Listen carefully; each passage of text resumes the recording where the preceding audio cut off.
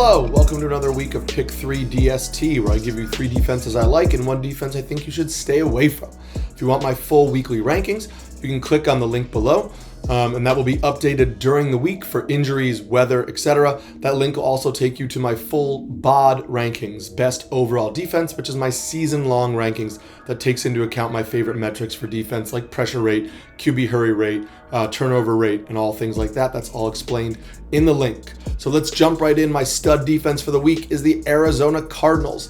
They are second in my BOD rankings, second best defense for the season, but they are first in my weekly rankings. They're 7th in pressure rate. They're 5th in sacks. They're 3rd in turnover rate. They're a really good overall defense. They're going up against Houston, who gives up the most points to opposing fantasy defenses. It's not that complicated for me this week. I'm playing a very good defense against a very bad offense, and I'm loving every second of it. Make sure you pause this video right now, comment below, let me know who your number 1 defense is for the week, or the defense that you are riding with for this week, week number 7.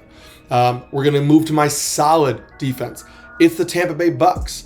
They're 8th BOD, 8th overall defense for me on the year, but they are my 3rd defense for this week. I know they're a little banged up in the secondary, but they're still a stout run defense. I don't think that the Bears are going to be able to take advantage of the Bucks' injuries in the secondary. The Bears currently only have 700 total passing yards on the season. That's through 6 games.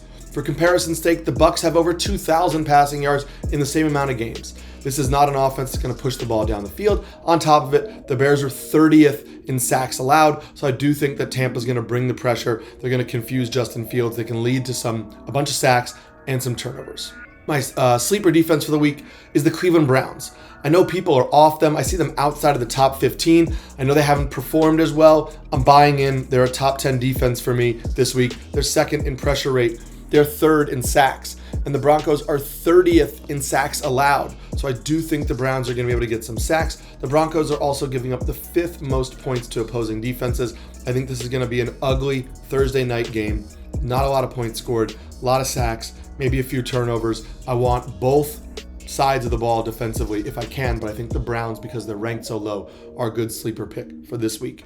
And then my stay away defense for the week, it's the Miami Dolphins. We've been here before. I know the Falcons' offense is not great. The Dolphins' defense is worse. They're 30th overall on the season. They don't create turnovers anymore. They get next to no pressure. This is not a defense I'm buying into. I don't care if the Falcons' offense is not great. I'm not chasing mediocre or bad defenses in plus matchups. I don't do it. It's worked out for me so far. I would not encourage you to roster the Dolphins defense this week. Make sure you comment below with any questions you have for this week's DST plays, or also tell me your favorite defense for the week. And don't forget to hit the link to subscribe to get this content every week, as well as all of our other RotoBaller content that we're coming out with all week. And also check us out on TikTok. We're putting videos out there all the time to get you that short form, quick fantasy football advice. Good luck in week 7.